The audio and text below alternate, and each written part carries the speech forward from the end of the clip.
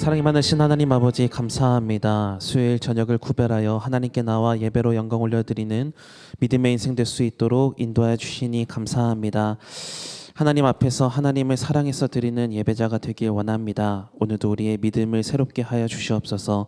내가 주인이 되려는 이 마음들 주님 앞에 내려놓습니다. 주님, 회개하는 심령으로 나아가오니 우리의 주인됨을 내려놓고 하나님의 주인 되심을 경험할 수 있도록 인도하여 주시고, 또 하나님의 주인됨 가운데에서 우리에게 주시는 충만한 은혜를 경험하는 시간이 될 수 있도록 인도하여 주시옵소서.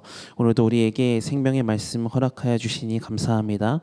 이 말씀 듣고 변화되어 하나님의 원하심으로 닮아져 가고 또 말씀대로 사라지는 역사가 일어날 수 있도록 우리 삶을 인도하여 주시옵소서. 예수님의 이름으로 기도드립니다. 아멘. 다시 말씀 보시겠습니다. 오늘 주신 하나님의 말씀은 마태복음 9장 18절부터 26절까지 말씀입니다. 마태복음 9장 18절부터 26절까지의 말씀. 우리 한 절씩 교독하시고 마지막 절은 납독하겠습니다. 예수께서 이 말씀을 하실 때에 한 관리가 와서 절하며 이르되 내 딸이 방금 죽었사오나 오셔서 그 몸에 손을 얹어 주소서. 그러면 살아나겠나이다 하니 예수께서 일어나 따라가심에 제자들도 가더니 12해 동안이나 혈루증으로 앓는 여자가 예수의 뒤로 와서 그 겉옷가를 만지니 이는 제 마음에 그 겉옷만 만져도 구원을 받겠다 함이라. 예수께서 돌이켜 그를 보시며 이르시되 딸아 안심하라 내 믿음이 너를 구원하였다 하시니 여자가 그 즉시 구원을 받으니라. 예수께서 그 관리의 집에 가사 피리 부른 자들과 떠르는 무리를 보시고 이르시되 물러가라 이 소녀가 죽은 것이 아니라 잔다 하시니 그들이 비웃더라. 무리를 내보낸 후에 예수께서 들어가사 소녀의 손을 잡으심에 일어나는지라. 같이 있습니다. 그 소문이 그 온 땅에 퍼지더라. 아멘. 사랑하는 참평학교의 성도님들 모두에게 하나님의 크신 은혜와 은총이 언제나 함께 하시기를 주님의 이름으로 축복합니다. 오늘 말씀의 제목은 그러면 살아나겠나이다 라는 제목의 말씀인데요. 이 마태복음에서는 한 관리다라고 이렇게 표현을 하고 있지만 다른 똑같은 본문인 누가복음과 마가복음에서는 이 사람을 회당장 야이로라고 표현을 하고 있는데요. 그래서 오늘은 이 야이로라는 사람을 통해서 함께 은혜를 나누고자 합니다. 한국 속담에 시작이 반이다라는 속담이 있습니다. 어떤 일을 이루기 위해선 시작하는 용기가 중요하다. 그리고 시작하는 것이 큰 비중을 차지한다라는 것을 말하죠. 그런데 신앙의 길에서도 이 시작이 반이다라는 이 말은 참으로 맞는 말인 것 같습니다. 왜냐하면 모든 사람들은 인생을 두 번 살아본 사람은 없죠. 다 인생길이라는 것이 처음 가는 길인데 그 처음 가는 인생길을 믿음으로 살겠다고 매번 결단하며 시작하는 것이 쉬운 일은 아니기 때문입니다. 어떤 일이 일어날지 모르는 이런 불안한 상황 속에서 의심을 내려놓고 불안한 마음도 내려놓고 오직 하나님만을 믿겠습니다 라고 고백하며 믿음의 첫 걸음을 떼는 것. 특히 절체절명의 위기나 아주 중요한 일을 앞두고도 믿음으로 시작하겠다고 결단하며 살아가는 것은 세상적인 관점에서 리스크가 크다라고 생각할지도 모릅니다. 하지만 성경을 보면 그렇게 믿음의 첫발, 믿음의 시작을 한 신앙의 선조들은 모두 놀라운 하나님의 은혜를 체험하게 된 것을 살펴볼 수 있는데요. 대표적으로는 아브라함을 예로 들 수 있습니다. 그의 나이가 75세였다라는 것은 도전보다는 안정을 선택해야 될 나이다라는 것을 말하고 있는 건데요. 그럼에도 불구하고 이 아브라함은 하나님의 약속에 대해서 어떻게 반응을 합니까? 창세기 12장 4절의 말씀 우리 한번 읽어보겠습니다. 시작. 이에 아브라함이 여호와의 말씀을 따라갔고 롯도 그와 함께 갔으며 아브라함이 하란을 떠날 때에 75세였더라. 아멘. 아브라함은 여호와의 말씀을 듣고 따라가기 시작했다. 즉 믿음의 여정을 선택하기로 시작했다라는 겁니다. 그리고 하나님은 그러한 시작의 선택을 믿음의 의로 여기시고 그의 인생에 적극적으로 개입하십니다. 그래서 그가 복의 근원, 복이 될 수 있도록 하나님은 은혜를 베풀어 주셨죠. 그러므로 우리의 삶에도 어떤 문제가 찾아오더라도, 아니 비단 문제만 찾아왔을 때가 아니라 아브라함처럼 하나님의 말씀이 내게 레마의 말씀처럼 들렸을 때에도 믿음으로 살겠노라고 시작할 수 있는 그런 첫걸음을 뗄 수 있는 여러분의 믿음이 되길 바랍니다. 아브라함이 믿음으로 시작했을 때 복을 받은 것처럼 또 다니엘이 믿음으로 살겠다고 뜻을 정하고 포로 생활을 시작했을 때 나라가 바뀌고 왕조가 바뀌어도 다니엘은 크게 하나님께 쓰임을 받았던 것처럼 우리도 어떤 상황에서도 믿음으로 반응하기를 뜻을 정하고 시작을 한다면 역사는 하나님께서 책임지시고 이루어 주실 줄 믿습니다. 그런데요, 하나님을 향해 이렇게 믿음의 첫 발을 내딛는 결단, 이것도 굉장히 귀한 믿음인데요. 시작을 믿음으로 했다고 해서 그 신앙은 온전한 신앙인가? 라고 얘기한다면 완전한 온전이라고는 얘기할 수 없는 것 같아요. 그러니까 시작이 반이라는 속담의 말 그대로 시작은 반입니다. 반드시 시작을 믿음으로 했다면 마침이 될 때까지 믿음으로 반응하며 살아가는 자가 되어야 된다라는 겁니다. 그러니까 오늘의 말씀의 핵심은 시작과 끝 사이에 있는 이 과정조차도 믿음이어야 된다라는 겁니다. 오늘 본문에 등장하는 한 관리의 이야기도 바로 이러한 믿음의 이야기입니다. 서두에도 말씀드렸지만 마태복음에서는 이 사람을 한 관리라고 소개하고 있지만 마가복음이나 누가복음에서는 회당장 야이로라고 소개하고 있기 때문에 이제부터 야이로라고 명칭을 하겠습니다. 그리고 이 마가복음이나 누가복음을 보면 회당장 야이로의 딸이 죽어가고 있다 이렇게 표현을 하고 있는데요. 오늘 본문에서는 딸이 이미 죽었사오나 라고 얘기를 하고 있어요. 그러니까 시기적으로 성경은 다르게 얘기하고 있는데요. 그러니까 중요한 게 뭐냐면 야이로의 딸이 지금 죽음에 이르게 되었다. 아주 절망적인 상황에 마주하고 있다라는 것에는 변함이 없다라는 거죠. 그리고 이 회당장 야이로라는 사람은 그런 절망적인 상황 가운데서 어떻게 하는가? 그는 딸의 죽음이라는 이 심각한 문제를 가지고 주님께로 나왔다라는 겁니다. 오늘 본문 18절 마태복음 9장 18절의 말씀 우리 한번 읽어보겠습니다. 시작. 예수께서 이 말씀을 하실 때에 한 관리가 와서 절하여 이르되 내 딸이 방금 죽었사오나 오셔서 그 몸에 손을 얹어 주소서 그러면 살아나겠나이다 하니. 아멘. 분명 야이로의 눈앞의 현실은 죽음이었습니다. 상식적으로도 그렇고요. 경험적으로도 그렇고요. 딸이 죽었는데 되살아날 확률은 없죠. 그럼에도 불구하고 회당장 야이로는 어떤 믿음을 가졌는가? 예수님의 손길이 닿으면 내 딸의 생명이 되돌아올 것이다. 이런 놀라운 믿음을 가졌습니다. 그렇다면 이 야이로가 어떤 사람이었길래 이런 믿음을 가지게 된 걸까? 야이로 앞에 붙은 수식어는 사실 믿음이라고 말하기에는 상관없는 수식어입니다. 회당장이라고 얘기를 하죠. 회당장이란 이 회당 안에서의 공적인 예배를 주관하면서 회당에서 논의되어지는 여러 가지 논쟁들을 결정하는 역할을 맡은 중책이 있는 사람입니다. 당시 이 회당은 주로 모세의 율법을 주요 원칙으로 삼아서 예배도 드리고 일도 처리하고 그랬는데, 그러니 이 회당 사람들은 사실 예수님과 충돌이 많았습니다. 그래서 예수님에 대해서 적대적인 사람들 중 대부분이 이 회당 사람들도 포함이 되어 있었죠. 그러나 이 딸의 죽음이라는 절망적인 순간 앞에서는 그가 뭐 완벽한 율법주의자, 모세를 따라가는 사람, 회당 사람 이런 것이 중요한 게 아니었습니다. 그저 예수님이면 된다, 예수님이면 가능하다 이 믿음이 있어서 그는 이 회당장이라는 직책을 뒤로 하고 또 야이로라는 개인의 이름의 명분도 뒤로 하고 그저 딸을 살리기 위한 한 간절한 아버지로 예수님께 나왔습니다. 그리고 간절함 가운데 예수님이 손을 얹으면 낫겠다. 즉 죽은 자도 예수님께서 손을 얹으시면 살아날 줄 믿습니다. 이런 고백을 하는데 이는 예수님께 나아가는 이 사건으로 인해서 자신이 회당장의 직책을 포기해야 될 수도 있음에도 불구하고 이제는 예수님을 향한 믿음을 가진 그리스도인으로서 살기를 시작하겠습니다. 라고 지금 결단하면서 주님께 고백하고 있는 것이죠. 이러한 야이로의 믿음의 고백을 들으신 예수님께서도 곧장 일어나서 그를 따라가셨습니다. 예수님도 이 야이로의 믿음의 여정의 시작을 의로 받아주시고 인정해 주셨다라는 것을 알 수 있죠.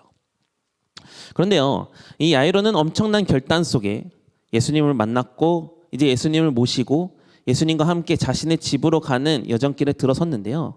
뜻밖에도 이 길 위에서 예상치 못한 문제가 하나 생기게 되죠. 바로 지난 시간 말씀을 나눴던 혈루증 여인의 이야기가 등장을 합니다.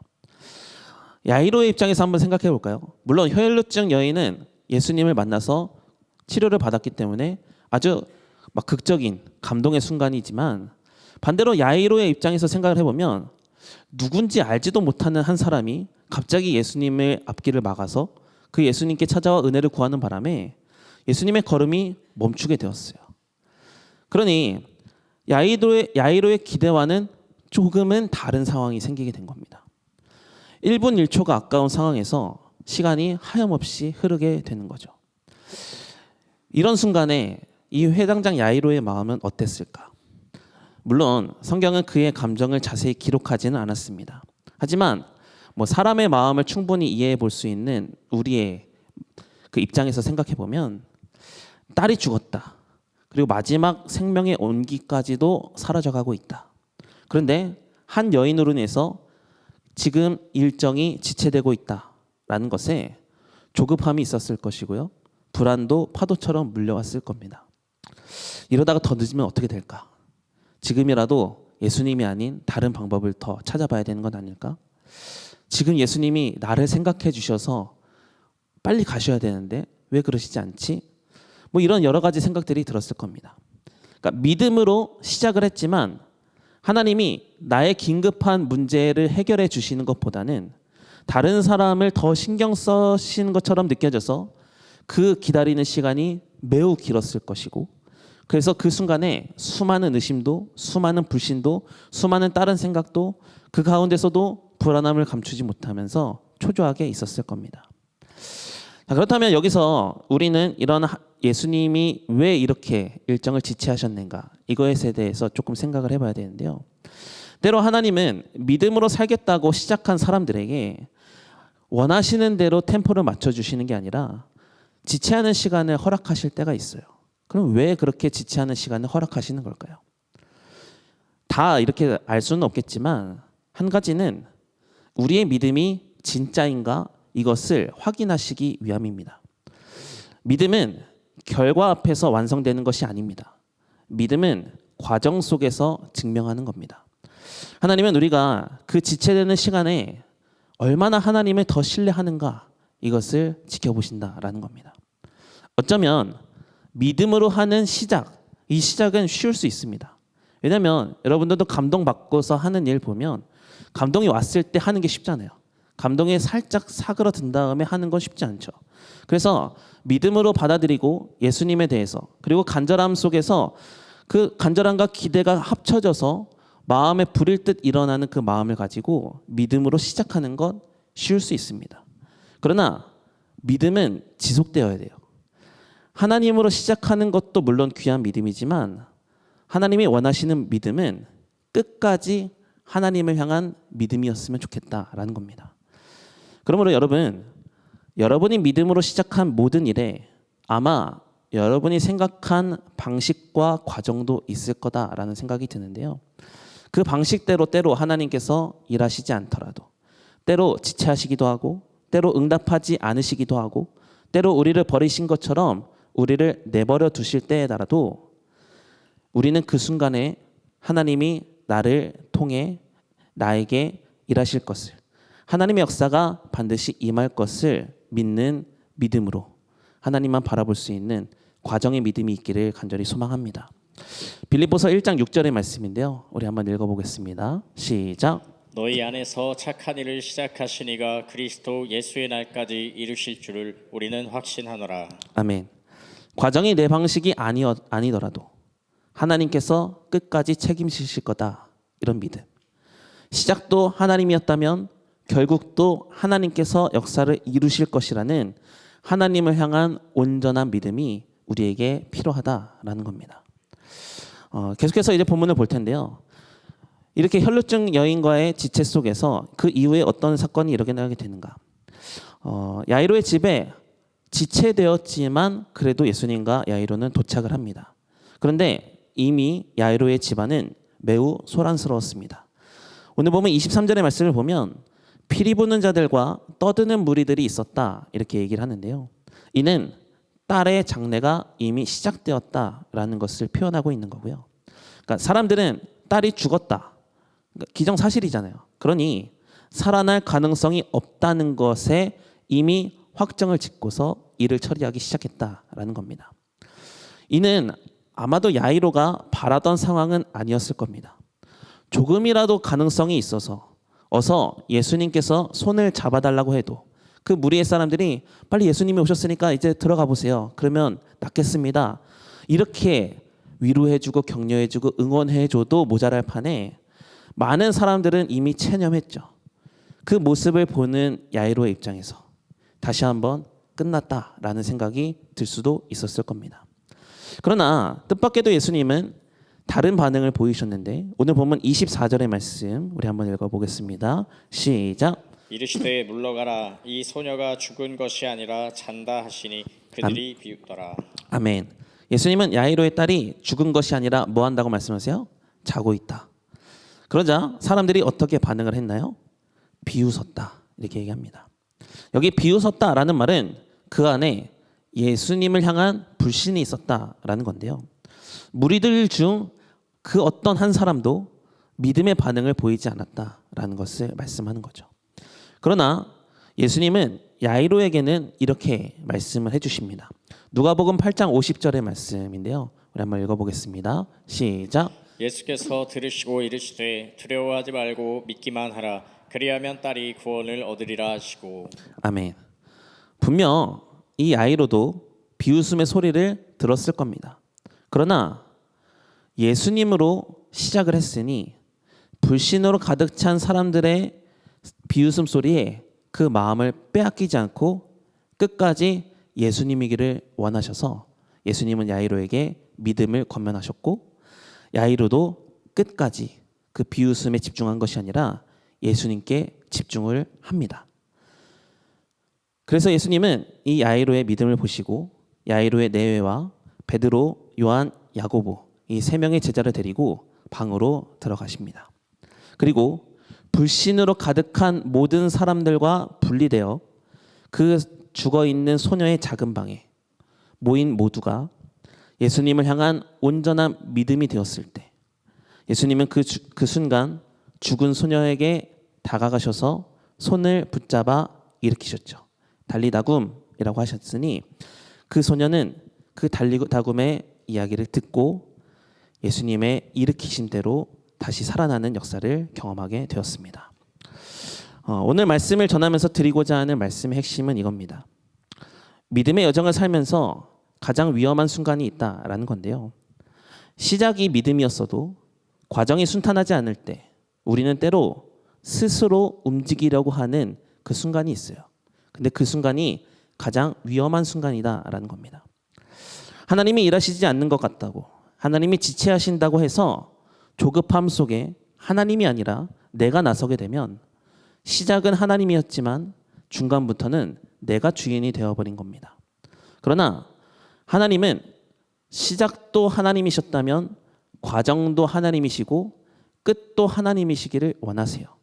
즉 우리가 해야 할 일은 시작도 과정도 결국도 끝까지 하나님만 바라보고 하나님께 집중하고 하나님의 음성만 듣고 따라가고자 하는 것, 신뢰하고자 하는 것 이런 마음을 우리에게 요구하신다라는 겁니다. 그런데 아마도 신앙생활을 하다 보면 우리는 이런 생각을 할 때가 있습니다. 정말 주님께 모든 것을 다 맡기고 기도하는데 여전히 상황이 달라지지 않아서 그러다가 너무 오래되어서 지쳐서 아무런 변화도 없고 하나님의 움직임조차도 느끼지 못하는 것 같아서 내가 좀 나서야 되지 않을까? 이런 생각들. 사람들은 뭔가 되지 않을 때 본능적으로 내가 해야겠다라는 생각을 하거든요. 그런데 기다림이 길어지면 마음이 조급해지고 그러다 보면 주님을 신뢰했던 그 시작은 온데간데 없고 내가 내 방법을 찾아가려는 모습, 내가 기적을 만들어내려는 모습, 내가 열심히 어떻게 내보려는 그런 모습들만 나타나게 된다라는 거죠. 그러나 우리가 스스로 나서서 일을 이루려 하면 잠시 동안에는 그 결과가 나올 수는 있겠죠. 그러나 결국에는 우리의 손에서 모든 것이 다 이루어질 수도 없고요. 우리의 마음은 오히려 더 피폐해질 거고 믿음이 더 약해져 간다라는 것을 깨달을 수 있기를 바랍니다. 하나님이 아닌 내가 믿음의 주인이 되는 순간, 내가 과정의 주인이 되는 순간 우리의 인생은 멸망으로 치닫는 것이기 때문입니다. 그러나 믿음의 길이란 내 손으로 해결하는 길이 아니라 하나님께 맡기며 걸어가는 길입니다. 그러므로 과정이 순탄하지 않다고 해서 조급해하지는 마세요. 하나님은 그런 과정 속에서도 늘 우리를 주목하고 계시고 우리의 손을 놓지 않으시는 분이 우리 하나님이심을 믿으시기 바랍니다. 오히려 믿음의 성숙을 기다리고 계시는 중이죠. 우리의 믿음이 진짜 하나님인가? 과정이 어그러져도 하나님인가? 그것을 보시기 위한 하나님의 테스트지, 하나님은 그것을 통해서 과정을 어그러뜨려서 우리를 멸망으로 향하게 하시는 분이 아니시다라는 겁니다. 우리의 성숙을 기다리시며 하나님의 때가 되면 완전한 일을 이루어 주실 줄 믿습니다. 사랑하는 성도 여러분, 믿음은 시작의 고백으로만 완성이 되지 않습니다. 진짜 믿음이라는 것은 과정과 결과 속에서도 나타나게 됩니다. 시작할 때는 누구나 주님을 향한 믿음을 고백할 수 있죠. 그러나 시간이 지나고 상황이 내 예상과 달라지고 응답은 점점 더 지체되어져 갈 때, 그때도 나는 여전히 주님을 믿겠습니다. 이런 고백을 할 수 있는지 여러분의 신앙을 한번 점검해 보시기 바랍니다. 그러니까 이러한 관점에서 생각을 해보면 믿음이라는 것은 시작을 하는 것보다 중간 과정이 더 어려운 것 같고요. 중간 과정보다 끝까지 믿음으로 살아내는 게 더 어려운 것 같습니다. 왜냐하면 하나님은 우리의 믿음을 한순간의 결단으로만 받고 끝내시지 않으시고 계속 그 믿음 속에서, 과정 속에서 자라나도록 우리를 단련시키시기 때문입니다. 오늘 야이로의 이 이야기는 바로 이것을 보여주는 것 같아요. 시작은 주님이었지만 과정은 매우 어려웠다. 그러나 야이로는 끝까지 주님을 붙들었다. 그랬더니 주님도 그의 믿음을 의로 여기시고 은혜를 베풀어 주셨다.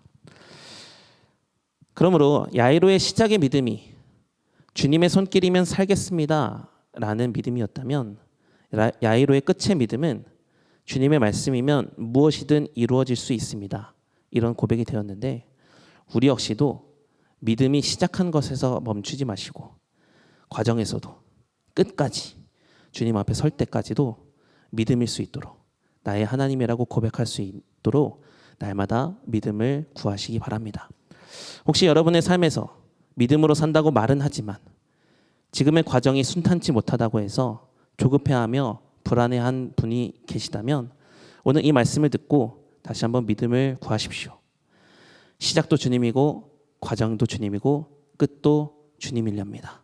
이런 믿음이 우리 안에 있으면 우리에게 주신 모든 상황들은 하나님의 은혜를 경험하는 계기가 될 줄 믿습니다. 반드시 하나님은 역전의 은혜를 베풀어 주셔서 우리가 생각한 것 이상의 더 큰 놀라운 은혜를 허락하여 주실 줄 믿습니다. 그 믿음으로 끝까지 주님을 신뢰하며 끝까지 주님만 바라보며 살아가는 여러분이 되시고 그렇게 살아가는 여러분의 인생 가운데 주시는 하나님의 놀라운 축복을 경험하며 살아가는 여러분의 삶이 다 되시기를 주님의 이름으로 축복합니다.